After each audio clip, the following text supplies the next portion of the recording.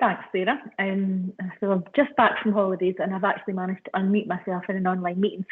So far the day's going pretty well. Welcome to everybody. Great to see so many people on the session. We do lots and lots of work with the University of Dundee, and it's really good to see that there's such a lot of interest in kind of looking at this. We've been talking about all sorts of different things with the team at the university, but obviously today we're particularly going to be focusing on those opportunities for employer engagement and how projects and working with resources within the university can make an enormous difference to businesses and how they grow. And so today what we're going to have is we're going to have an overview from the university, and a few people from the team at the university are going to talk about their role. Then we're going to hear about the Knowledge Transfer Programme and Graduate Apprenticeships. And then we're going to hear from a couple of people who've experience of the organisational side of projects and the student side of the projects. And then there'll be a chance at the end for a Q&A. So and I know that there will be questions that might be that they sort of come up as people are speaking. So rather than forget about them, put them into the chat so that we can pick those up when it comes to the end. But there'll also be a chance for you just to put your virtual hand up, I think, at that point and jump in. And Richard from the university is going to look after us for that Q&A. So I think that's really all from me to say, apart from, again, massive thank you to everybody that's taken the time to come on and kind of share their stories with us today. That's what makes it such a difference, is where we kind of bring that to life for you. And you get the chance then to kind of see how that would relate to you in your own particular circumstances. So I'm going to get out of the way and introduce the team to the university. So I'm going to hand over to Dr. Shona Johnson. So you're getting your Sunday name, Shona. Shona is Assistant Director now. This is a long job title. Employability, Enterprise and Commercialisation at University of Dundee. So Shona is going to kind of talk about that overview and then hand over to a couple of our colleagues. So I will mute when I can hear you, Shona, and you can carry on. That's great. Many thanks, Alison. And thank you for having us all to the event today. Hi, everybody. I'm afraid that the way my Teams works means that I can only see your lovely faces if you've been speaking. So I can't see all your faces, but I can see in the chat. It's nice to know there's so many, both people that we know and have worked with before here, but also maybe some new names joining us. So on behalf of the university, I'd just like to say a huge thank you to all of you for all the work that you do with us and all that you're considering by being here today. The university is now well through our 25-year transformation vision, and that's something that was really envisaged by our former principal, Pete Downs, not just as transforming the university and the way we work, but working with you all our partners across the city and wider to see how we can help each other as part of the transformation of the wider city and region. And of course, it's been a difficult time for the university sector, as indeed it has for all of us in so many different ways. But during the COVID pandemic, the university, many aspects of the university have continued to run as usual. Some of our world-leading researchers have been involved in projects to develop diagnostic tests, look at drug targets for COVID, understand the long-term impact. So much of our work is really business as usual and is absolutely engaged in all levels in helping us resolve our current circumstances. And of course, it's not just life sciences and medicine that we have excellent research in. We have a wide range of disciplines from engineering, design, business. And Jamie, my colleague from our Research and Innovation Services, is going to tell you a little bit more shortly about how you as businesses can connect with some of that research expertise, potentially through knowledge transfer partnerships or another vehicle.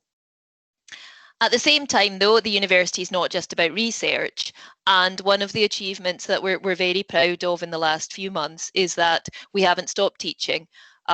We continued in a blended manner. We got all our students through their assessments, their graduations, and now we've welcomed a new group of students for our current academic year. And although there's been some ups and downs with that, as you'll all have seen, but actually we're really pleased that we have really managed to meet the majority of our recruitment targets. So as well as our 15,000 standard students, I suppose, that you might expect who are studying with us just now from all over the world in all our different subjects, we've also welcomed lots of the new types of students that we've been really doing far more to develop. So for example, our family of graduate apprentices, which is growing every year, which is fantastic news.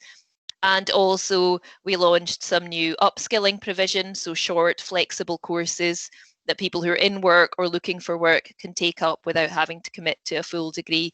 So again, we're doing lots of different things to grow our student numbers and to offer flexibility in our teaching and education programmes. And my colleague Wayne is going to be telling you more about the graduate apprenticeships in particular shortly. One other thing that we're really proud of, we get very excited, is the student experience that we try and give to our students. So it's something that is really noted by visitors, by students, by their families, and by graduates, that Dundee is a very unique place, and the students really feel part of something bigger, made welcome by both the university and the city and the wider area. And they consistently give us very high rankings for student experience. We've come top in Scotland for many years in our overall student experience, as well as our Gold Award for teaching excellence. So that's something we're really proud of. And as prospective employers of our students, it's great news, because we have a huge amount of students and graduates who really want to stay and build their careers in Dundee and Angus and the local area because they've loved their time here. So we're working hard to ensure this still happens virtually or in a blended way. So while we've got our nursing, medicine and education students all out on placements and coming through into the workforce, we've also been working to offer opportunities for our students across the range of disciplines. So Ailsa and Richard, who you'll hear from later, have been working to connect students with virtual internships. And I'm delighted that we're also able to welcome both a student and a host of internship projects who can tell you a bit more about their experience of it. So we organise hundreds of these every year for many local businesses, charities, different organisations, and we're delighted to tell you that we're still doing this, and we're really hopeful to have one of our most successful ever years, because actually being able to offer these virtually, we know, is offering flexibility to our students and to you, our partners, as well. We'll also have teams of students undertaking consultancy projects for local businesses. We'll have teams of students working virtually on their own business ideas through our Centre for Entrepreneurship, which is really inspirational to see these young people coming through and wanting to actually commit to developing their own businesses in our local economy. So there's lots going on. And we know, and I know because I've just done it, we sometimes want to tell you all about it all at once, but we're really pleased to have tried to bring as many of our team together as we can today, because we really want to give the message that it doesn't matter which door you knock on, we're here to work with you, we're here to find the right solution for you and your business and your organisation, and to connect you with our researchers and our students. So if the one thing you take away from today is there's lots of friendly faces at the university, and if you're not sure which of us is the right one to get in touch with us, please do pick anyone and we'll guide you through to the right solution for you. So without further ado, I think that's the end of my overview, and I'm delighted to hand over to my colleague Jamie Henderson, who is going to focus on some of the opportunities to connect with research that I've mentioned there. So I'll mute and I'll hand over to Jamie. Okay, thank you. Can everyone hear me? Great, okay. So my name is Jamie Henderson. For those of you that don't know me, I'm the consultancy manager at University of Dundee. So my role is primarily to help set up consultancy projects with companies in the local area and further afield, but also helping set up innovation vouchers and knowledge transfer partnerships, and also access to university equipment. So I shall share my slides with you just now. Can everyone see the slides okay? Not yet, Jamie. Not yet.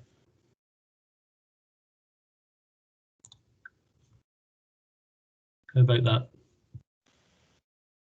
Yeah, that's it. We're on the Innovate UK one. Okay, right. Yeah, perfect. So, first slide. So, KTP is probably one of the government's best kept secret, actually, and it's often touted as that. It is Europe's most successful knowledge transfer programme, where companies can recruit excellent graduates for innovative projects. It was formed out 43 years ago as something called the Teaching Company Scheme, and that name changed to Knowledge Transfer Partnerships about 2003. It's highly successful, and at the moment there are currently about 816 live projects as of yesterday. That varies between about 700 and 1,000 at any one time, depending on availability of funding. Funding's led by Innovate UK, along with about 12 or 13 other funders, which can include the Research Council, Scottish Funding Council, people like that. I think the most important thing to take away is that projects are across most industry sectors and do involve most academic disciplines. I think it's worthwhile just sharing the Innovate UK, or one of Innovate UK's strap lines, because it is quite important. I mean, they say our goal is to accelerate economic growth by stimulating and supporting business-led innovation. I think the business-led innovation is the key point there. So it's not our role to come into companies and act like a management consultant and say, this is what you should be doing. You come to us with a specific problem and opportunity, and we'll try and match you up with the relevant academic expertise. So key features of KTPs. Projects can be anything between 12 and 36 months in duration, and employ what's called a KTP associate, who is a recent graduate who is recruited by the university and the company. So it is a joint recruitment process, although the associate is expected to spend most of their time based at the company. And essentially the associate acts as a change manager, a knowledge transfer agent, and project manages the project. And I'll come back to the eligibility criteria in a minute for that. So the associate should be effectively treated like any other company member of staff, and they're expected to abide by the terms and conditions of the company, albeit they're employee of the university.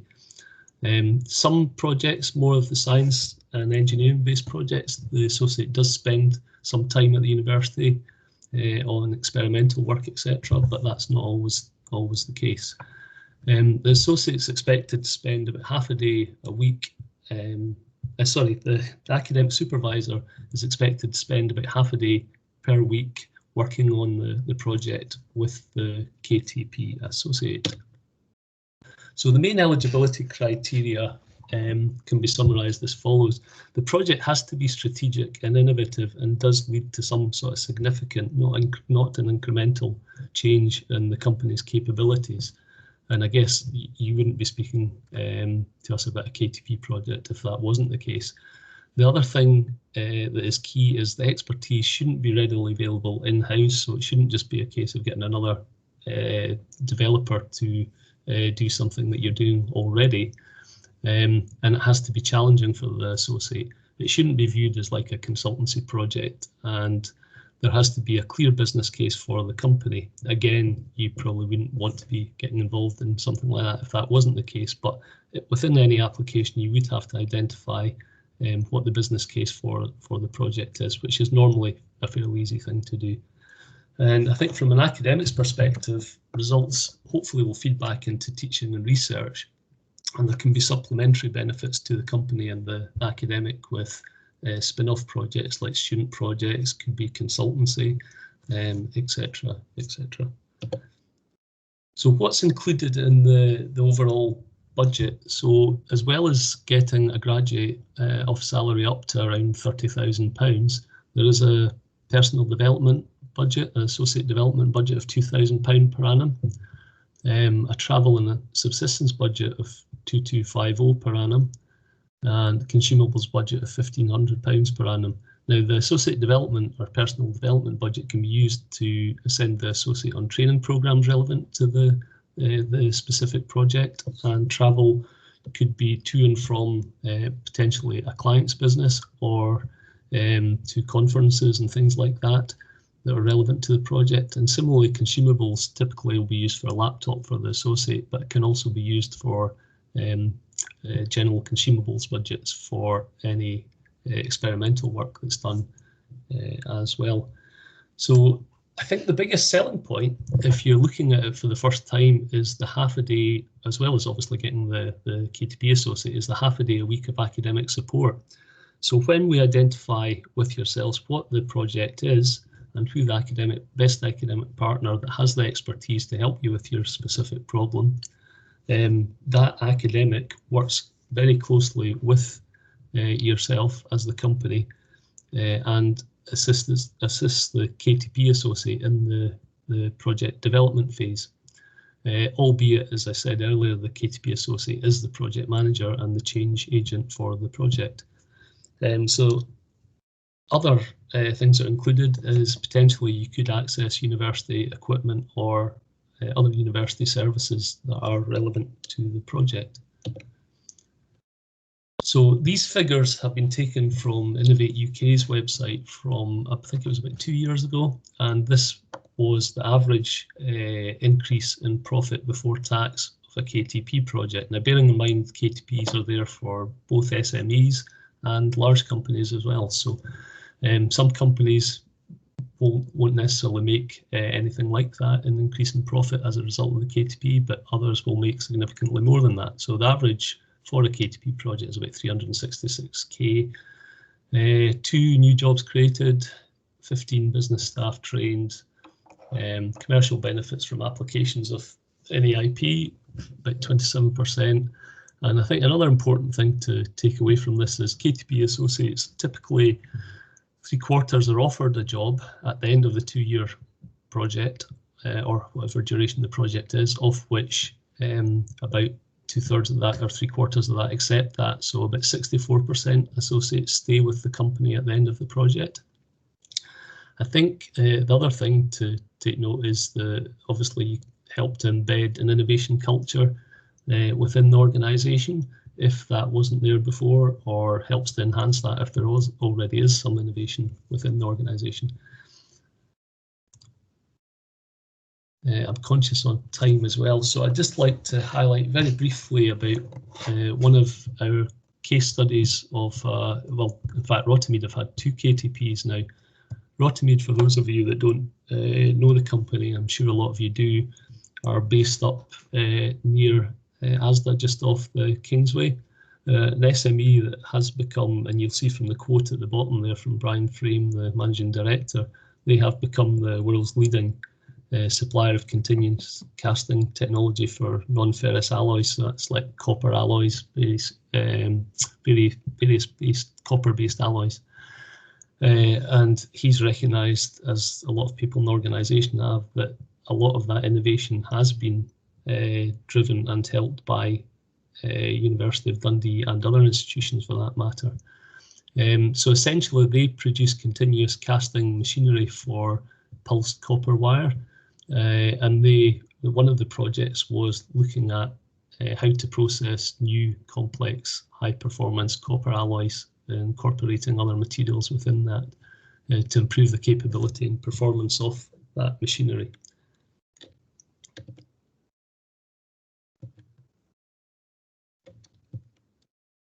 One last thing I'd like to highlight is currently there is significant funding available for what's called management KTPs.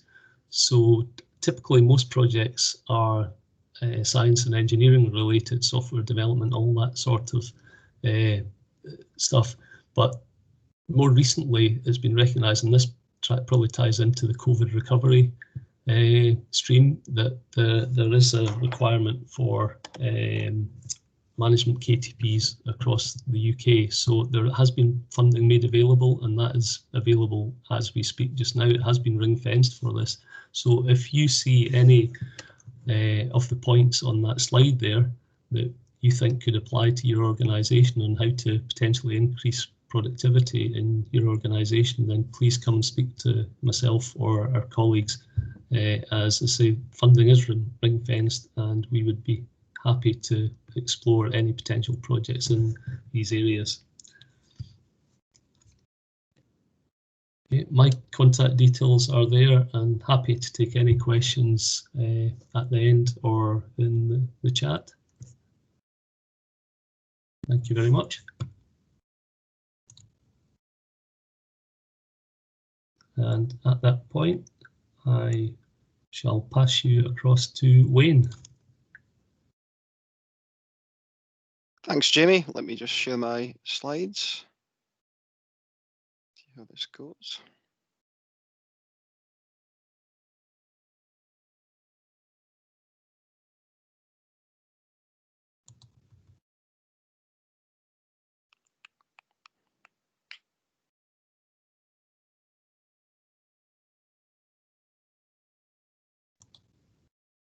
And you see the first slide?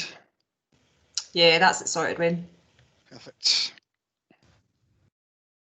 Okay, so hi everyone, my name is Wayne Paul. I am the Industrial Liaison Officer and Public Engagement Lead for the Graduate Apprenticeship Programme at the University of Dundee. And this event today has come at quite an exciting time for the Graduate Apprenticeship Programme, as we were delighted to welcome record numbers of new apprentices onto our programme at the start of October, with 63 apprentices from 47 employers joining our courses. Personally, throughout my career, I've always aimed to connect people with products or services that make their lives easier. So to be able to help nearly 50 companies to continue to invest in their workforce during such a difficult time and at no additional cost has been extremely rewarding. And this kind of thinking really ties in with our aim for the programme. And since 2017, our aim has been to provide transparent and easily accessible funding and development opportunities to businesses of all sizes in order to help them develop and grow. And our aim is linked to the university's purpose of transforming lives locally and globally through the creation, sharing and application of knowledge. And our purpose is at the centre of every decision we make. And this is why we did not want to simply offer funding to businesses.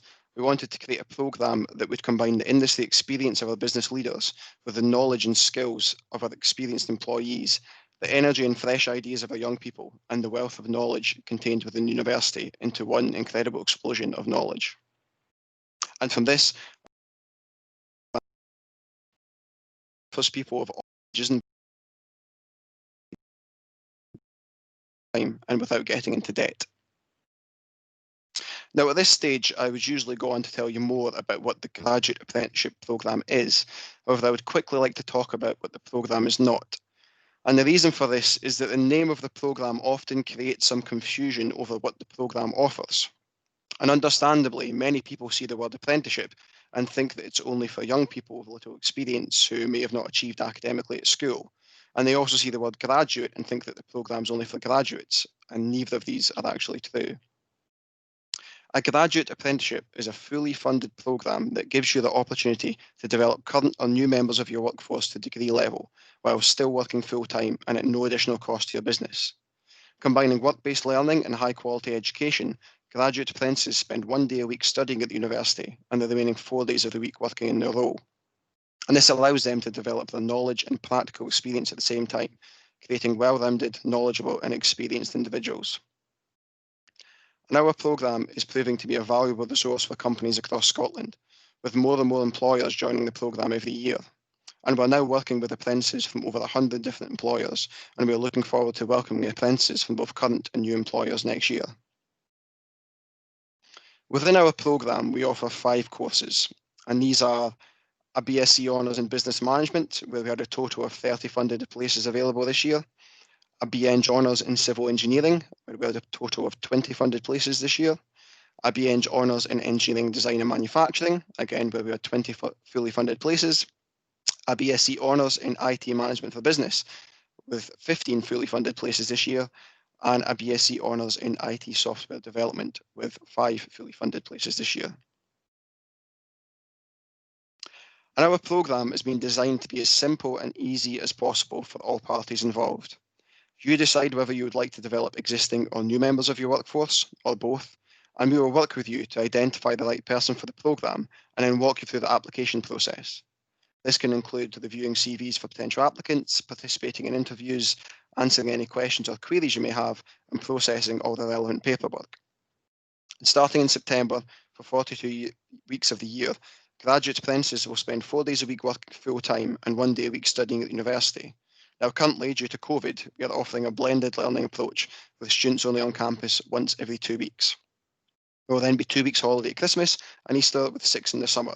And after 4 years, graduates will achieve the same level of honours degree if they studied full-time. And with the programme being fully funded by Skills Development Scotland, there's no additional cost for you as a business and no student debt for the apprentice. Your employees will also be taught by dedicated graduate apprenticeship lecturers who focus solely on developing and delivering the graduate apprenticeship courses. Along with their academic experience, our lecturers also have many years of combined industry experience, adding an extra dimension to your employees' learning experience. And we also draw on the experience of our colleagues throughout the university to share their knowledge of specialist subjects. Typically, there are 4 parties involved throughout the programme: the apprentice, the employer, the mentor, and university, each of whom will work closely with each other to ensure that the apprentice and employer experience is as smooth, seamless, and enjoyable as possible, and that everyone is reaping the benefits the programme has to offer. Mentors are usually assigned to an apprentice by their employer. However, they should not be the line manager and do not have to be from within the organisation.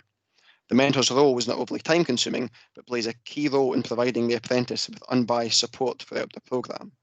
And mentors are encouraged to attend the Graduate Apprenticeship Welcome Day at the start of the programme, and also to commit to 2 meetings a year with the apprentice's lecturer. Now, our programme is fully funded by Skills Development Scotland, but what does this actually mean for you? Well, effectively, this means that all of the fees associated with studying at the university for the 4-year duration of the programme are paid for under this funding, and this can be up to £34,000 per apprentice.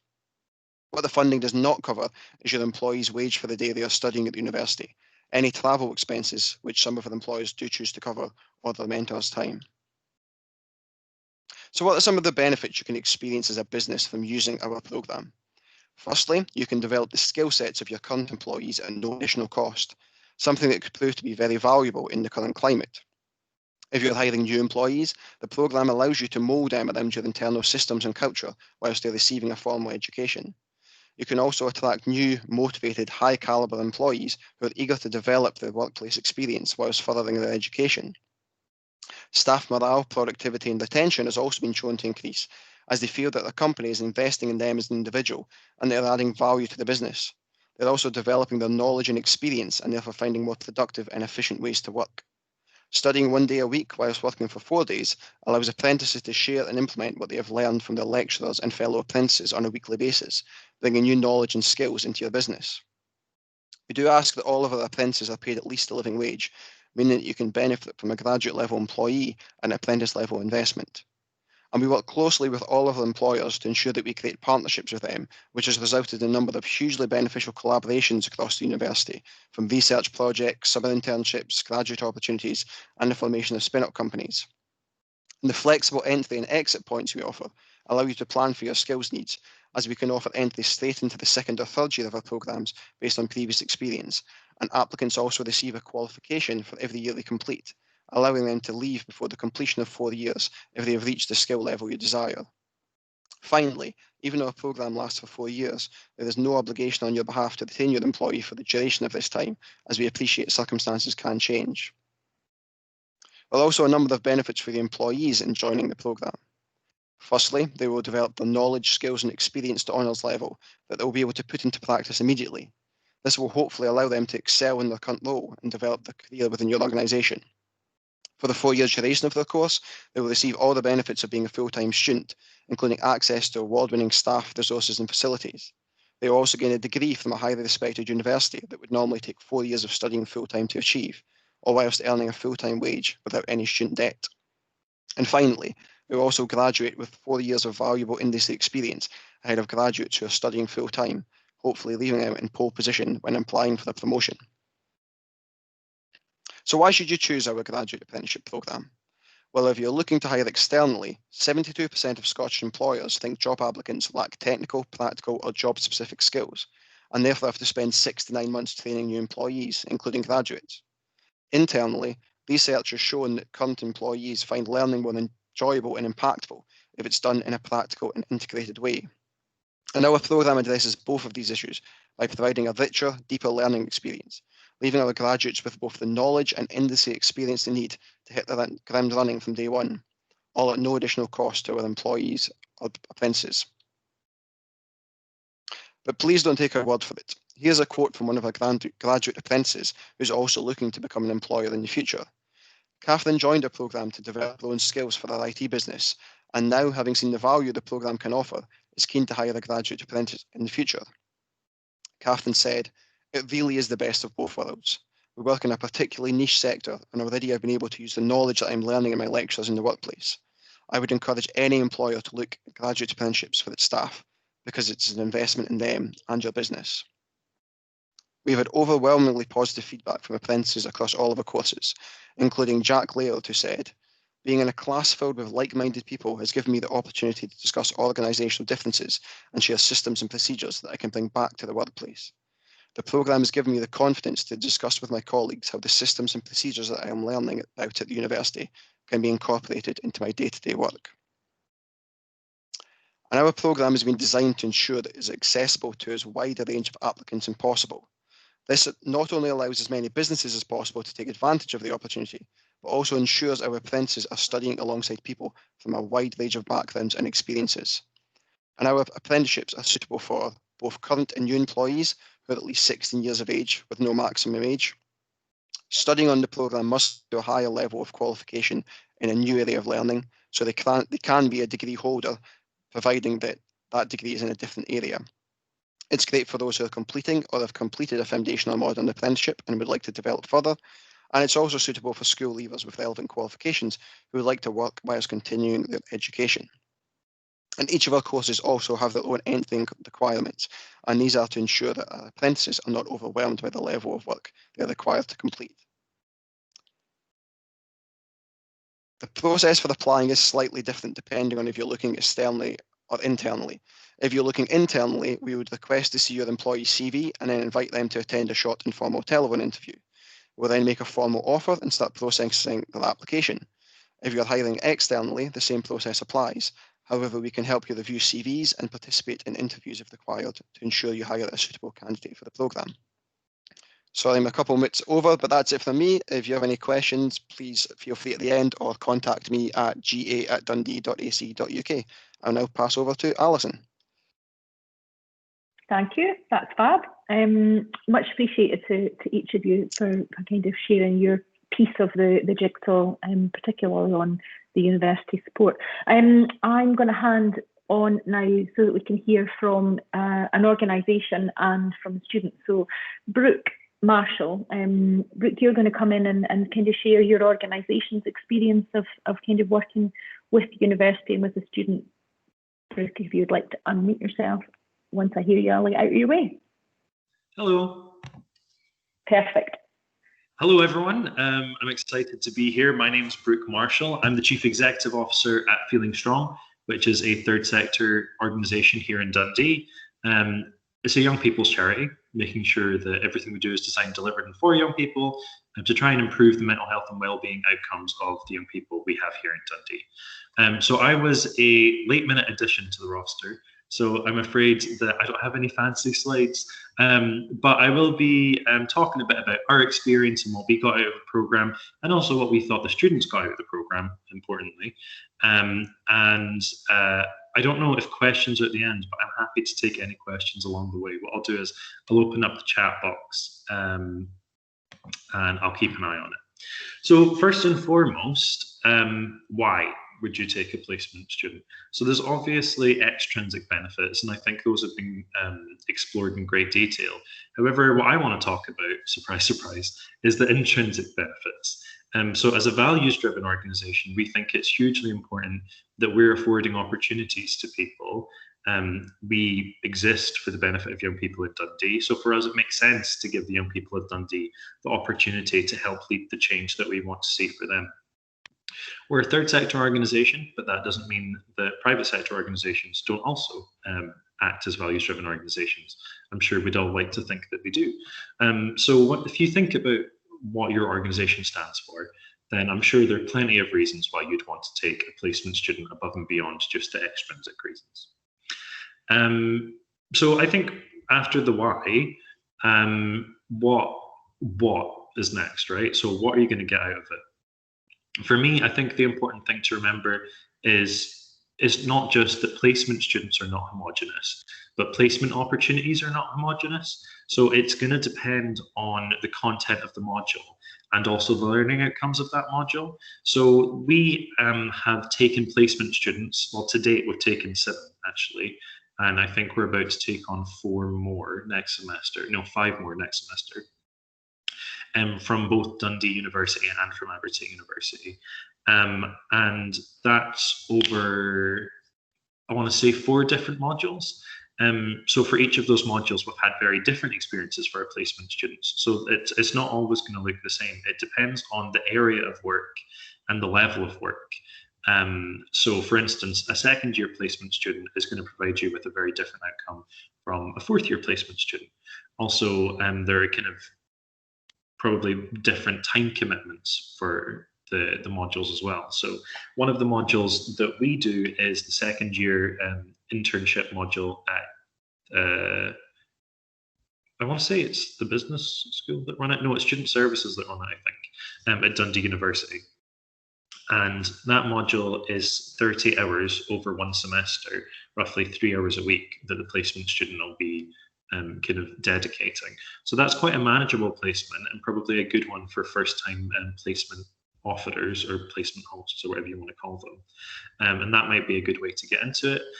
We also take slightly more, yes, both run in partnership, so you're right, nailed it. What was I saying? Oh yeah, so we also do some other placement modules. One's for CLD, well, it's now called community education. And that's a more intensive placement where they're expected to do 2 or 3 days a week with the organisation. Because of the increased workload that they'll be doing, obviously the level of supervision increases with that as well. So because it's probably, I'd call it more of a professional-based internship, the competencies that are required for the student to develop are more complex, and therefore you do have to have that level of expertise in-house.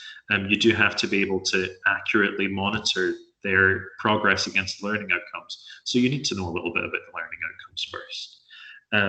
And like I said, that generally does increase the type or the level of supervision that you're required to provide for that student. However, I would say it is proportionate to the level of study, so the year of study that they're undertaking. I think we have done a first-year placement module for the community education department, which, and we're about to do a 3rd-year one as well. So obviously, the same time of work, but the level of supervision will probably increase. And also, what we're getting back from that is the level of work that the student will provide will also increase. So I thought it would be useful to talk about some of our success stories. I thought people might be interested in that. Also, if you have any questions, please pop them in the chat and I'll try to answer them as I go along. So like I said, we have a couple of success stories, case studies that I wanted to share with you. Our first ever placement student came from Aberdeen, and that was for a social sciences module called Community Links, in which they had to go out to a third sector organisation and do some good, as it were.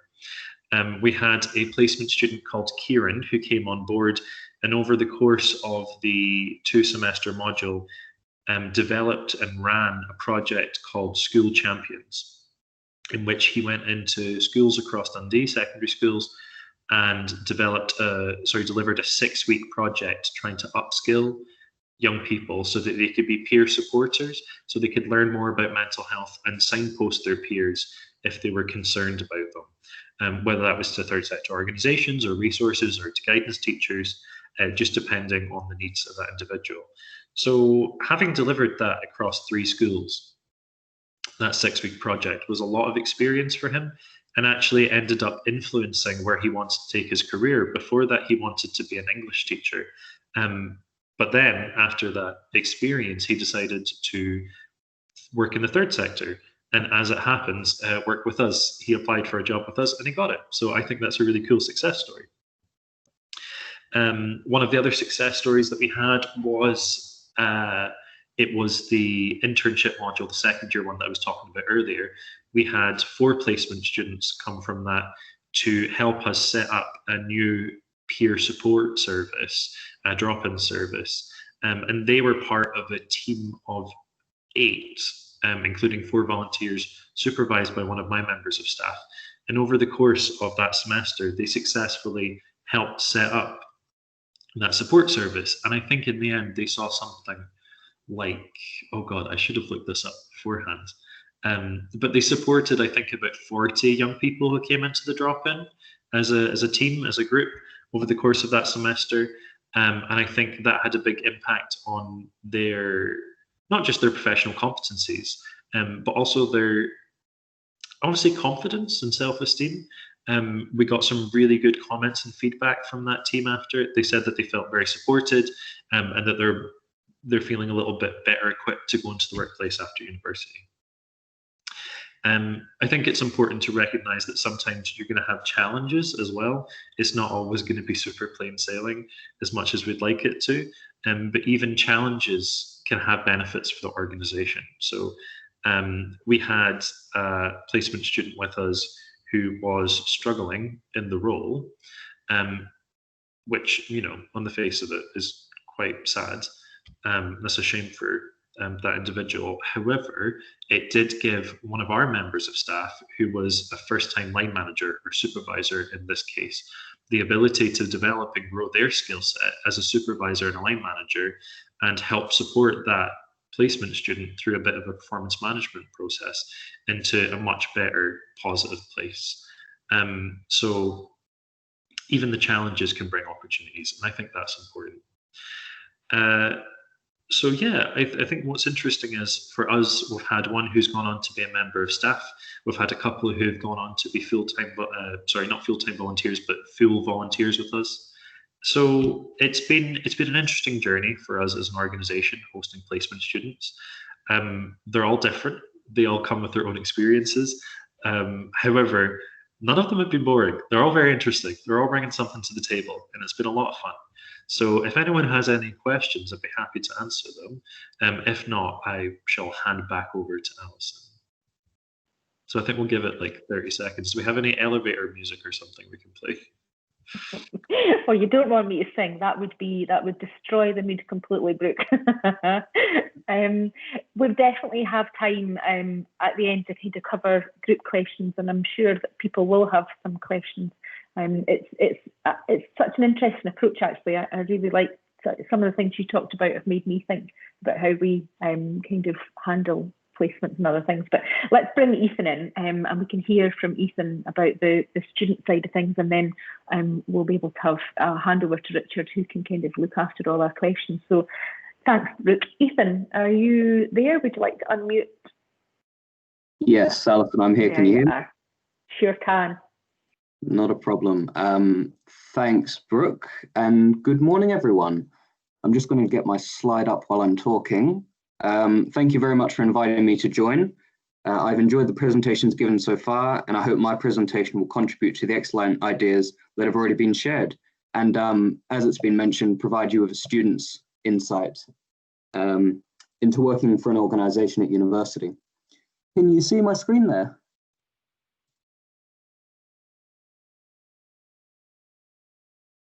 Maybe. That's your work. Yeah, that's your working document up, Ethan. That's great. Okay. Yeah, that's it. Great. So just a little bit about me to start. I'm presently employed with the University of Dundee Careers Service, a few of which of the team are on here today. The primary goal of the career service is to promote the services amongst the student body. I've also previously been employed with an international law firm, again working as an ambassador with a particular focus on developing student potential. I'm in my final year studying Scots law with a view to entering the criminal justice system in the future. And as it says, today I'm going to be talking about 5 benefits. These are all benefits I've encountered whilst representing organisations at university. And I think that any student representing an organisation at university will have encountered some, if not all of these benefits. I hope you enjoy, and I think we're saving questions till the end, but pop them in the chat and I can read them then. So the first one that comes up is manifesting your future. And for me, this means turning your dreams into a reality, which sounds a little bit motivational and Instagram worthy, but I'm going to put it in a bit of context. So representing and working for an organisation at university enables a student to take positive steps towards achieving their goals, whatever they may be. It allows you to enter into employment with an organisation that is relevant to your future career goals.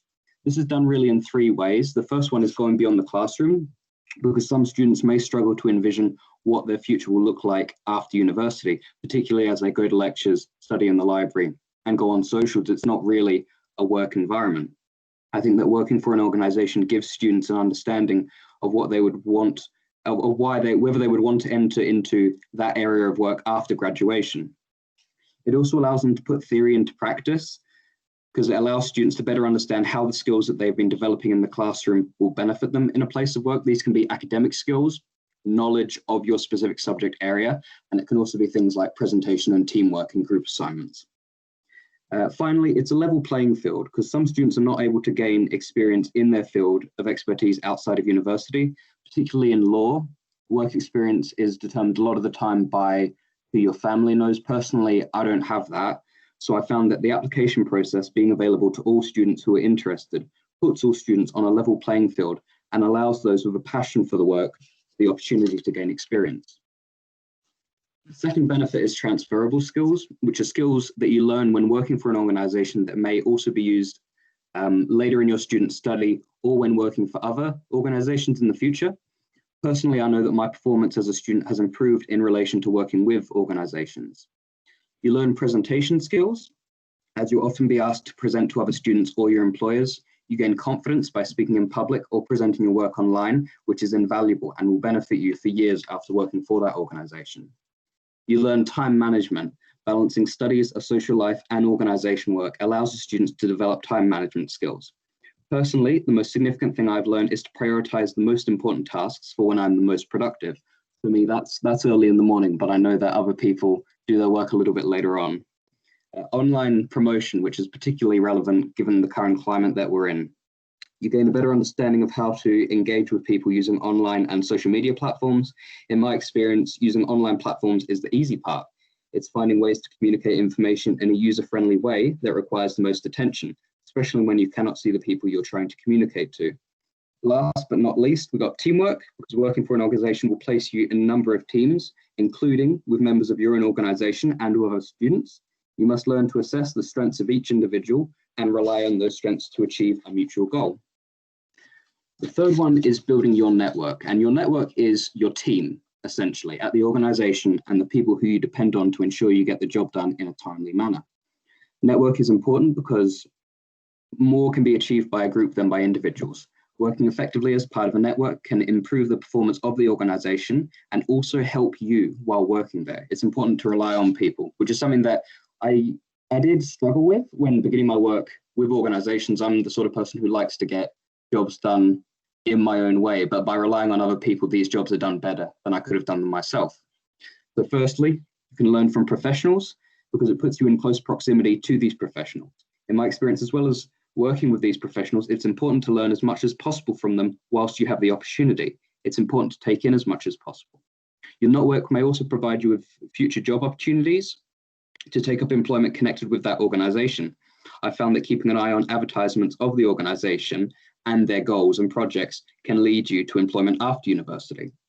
Finally, you get support and positivity from your network during difficult or stressful times at university, as usually they can adjust your workload in accordance with your study requirements. This flexibility allows you to work for an organisation while still giving 100% effort to your university course. Because whilst an organisation will want you to give 100% to them. They are aware that you are students and that there is a matter of balancing priorities. So it's a little bit more flexible. Fourth, we've got the university experience, which is the sum total events you will remember upon leaving university. Working as part of an organisation for me has been as inclusive and as fulfilling as participating in any club, society, or social. In your position, you can also positively impact the experience of other students at your university. Working for an organisation provides you with the opportunity to interact with students and staff who you may otherwise never would have come into contact with.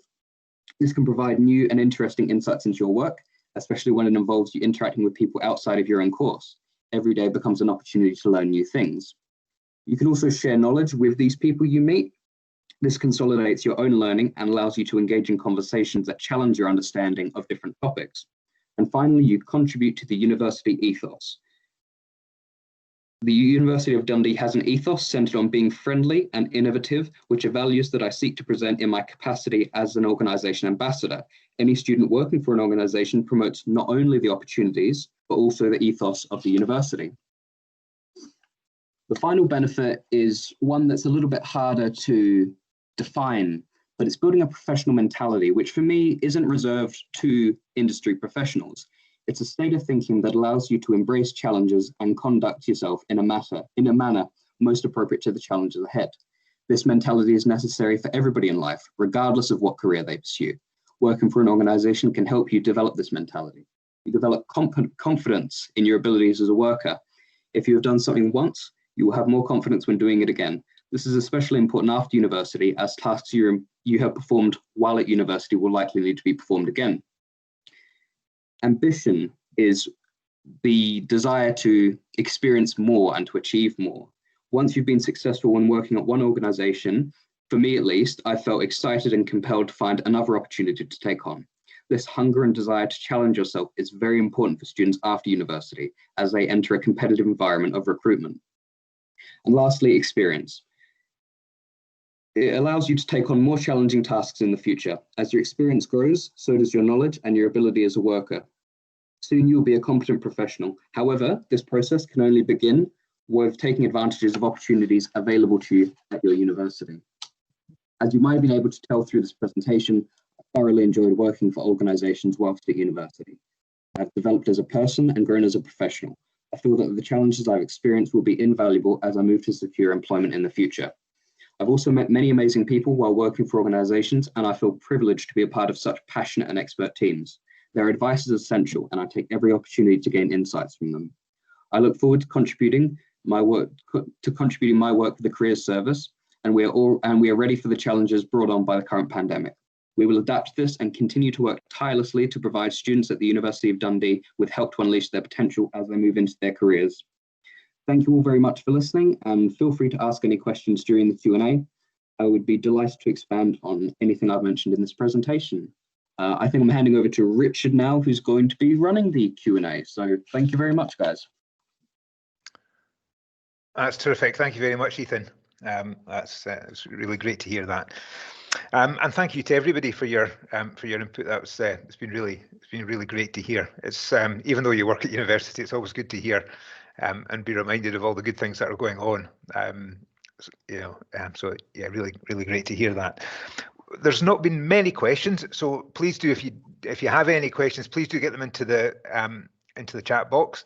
A couple of them have been addressed already, but we'll maybe just go back while we're waiting for a few more questions. So Brooke asked Jamie if there was our third sector organisations eligible for the KTP programme and KTP support. Maybe it might be worthwhile, Jamie, just going over if there are any exceptions or exemptions from the programme more generally.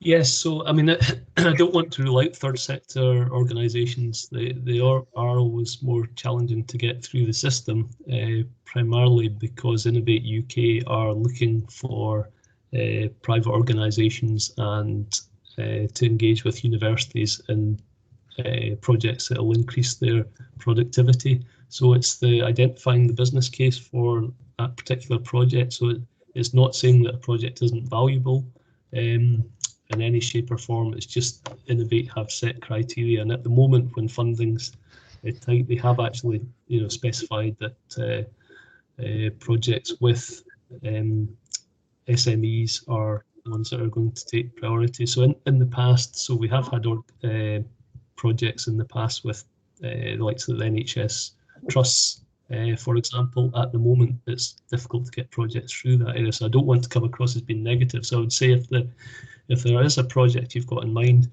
excuse me, please come and speak to us about it, because there are other options as well. Like innovation vouchers, the Scottish Funding Council innovation vouchers, which are £5,000 grants to help with, again, innovative shorter term projects. So if you've got an idea around that sort of area, please come and speak to us there as well, because third sector organisations are very much eligible for these type of projects, and we've put quite a lot of projects through SFC for the vouchers. Great, thanks, Jamie. And there's one question to Wayne as well, which he's addressed in the chat. But Wayne, just applications. When do applications open for graduate apprenticeships for 2021? And are there age limits, an upper age limit on that? Yes, so there's no upper age limit. I think this year we've got everything from 19 to 49-year-olds that have joined the course. I think at the eldest has been 55. So yeah, as long as there's 16, some jobs based on the company and the job, it's 18, but in general it's minimum age 60 with no upper limit. And there's quite a diverse range of individuals that join the programme, which again benefits the learning experience, because they're learning from people with so many different backgrounds and experiences in life.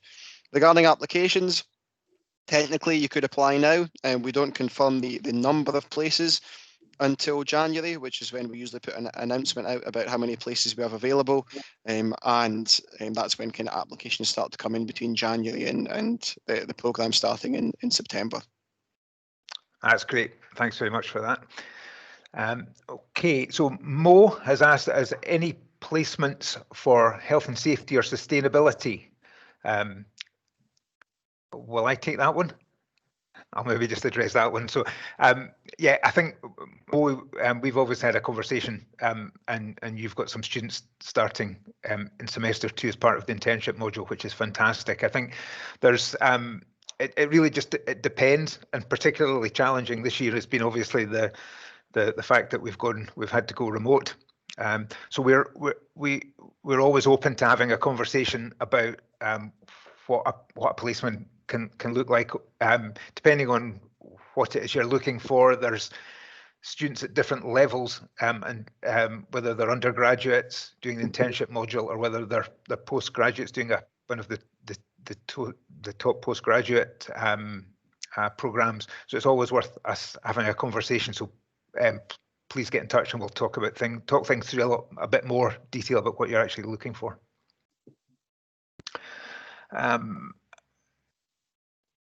So questions for Jamie. Does Scotland see a good percentage of UK KTP projects? Yeah, so when the question came in, I just had a look online to get the exact number. At the moment, there are 117 in Scotland out of the 816 in the UK, so we do punch above our weight in that area, but we're always looking for more, so please come and speak to us. Okay, thanks, Jamie. Yeah, thanks. So are there any sectors do you think the university could better engage with through student projects, general graduate, even apprenticeships, or KTP, etc.? And that's a question for Alison. I'm going to do a politician's answer and say no, they're all well covered. Yeah, it's kind of a difficult question to answer, I think, because I genuinely do think that there is a really, really good cross-section of engagement. I can't really think of a sector that, you know, ever comes to us and says, oh, it's not fair, they won't engage with us. But I would, and I'm pretty sure that this will be part of the process at the university, is there's a huge amount of information available about the growing sectors locally through Skills Development Scotland's RSA data, and, you know, just looking at where replacement demand is going to be high and future new demand. And I think that would be a really good process to kind of engage. You know, I know that the university looks at the city deal and the sectors that are kind of well talked about there. So yeah, that's a very non-committal answer to say, actually, I think it's pretty good. You know, hospitality's going through its own troubles at the moment, but that's really a key one for the region. But, you know, as are care and social sciences and, you know, business services, you know, all of the ones, I think, manufacturing, renewables, you know, all of that kind of stuff is all really well covered, I'm pretty sure. But you know, we would be happy if any of the businesses think there's a gap. And I think, you know, Sarah, I think that would be a great question to put into the survey after the event, just to get a feel from businesses about whether they think there are sectors that we could do a bit more with. Richard, does that sidestep that question well? Absolutely. Nice politician's answer, as you say there. Thanks, Alison. And we have a question for Wayne. And this is from Alison. So Wayne, is there the subjects for the current graduate, do you want to call them general apprenticeships? Graduate apprenticeships. Are these likely to be expanded beyond the current offering? So there's kind of two sides of this question, to be honest. Currently, there is 12 different graduate apprenticeships available across all the providers in Scotland.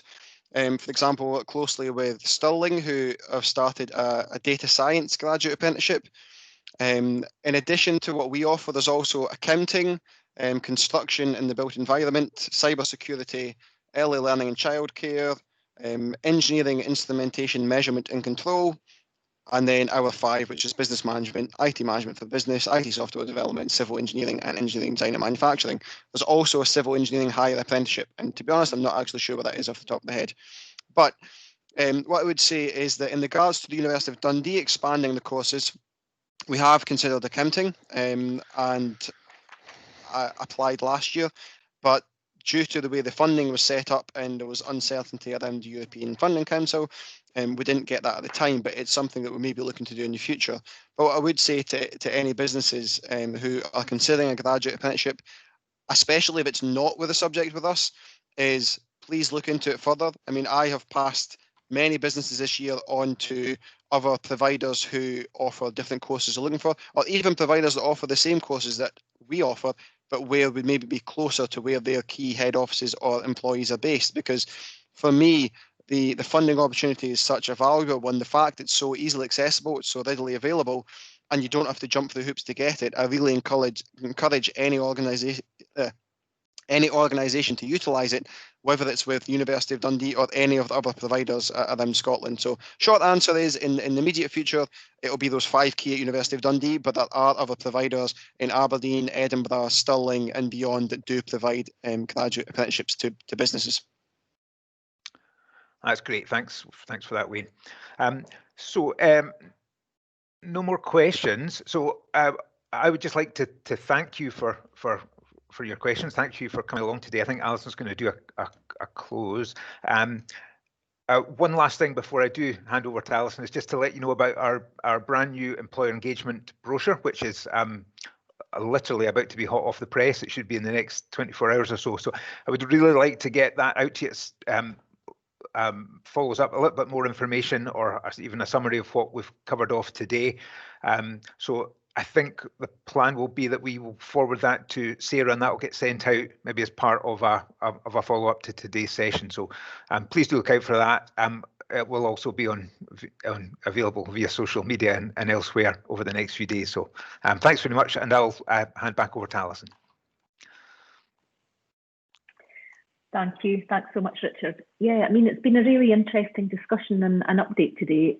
There's just, I think, so many ways for us as businesses to engage with the university and with students. And sometimes, I mean, we do loads of engagement with lots of different parts of the university, but I think as a business, you often are just really busy and you forget, you know, there are different things that you can get out of those different touch points. So it's been really useful.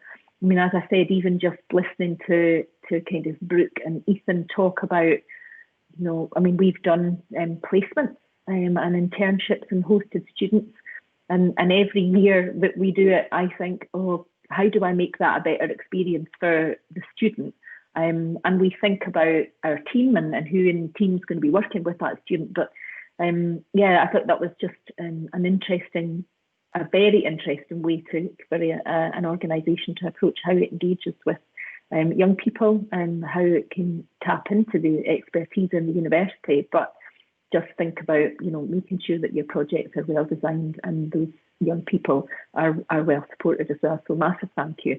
Thank you to everybody from the university and others who came on and shared their stories. Lots, I think, for us to take away, lots of encouragement to continue to engage with the university.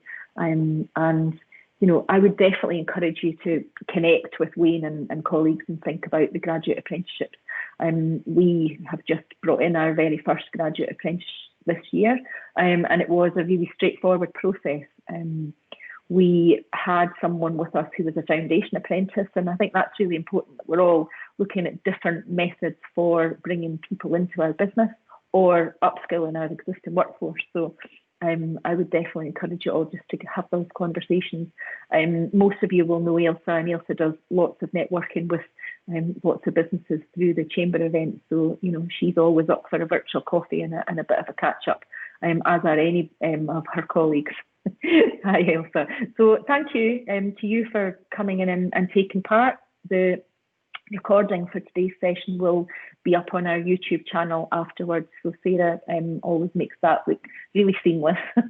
I'm glad I don't have to do that bit, but thank you to Sarah for getting us all organised. Massive thank you to Shona and all the colleagues from the uni, to Brooke for coming on today, and everybody else that took the time to just ask some of your questions and be really engaged.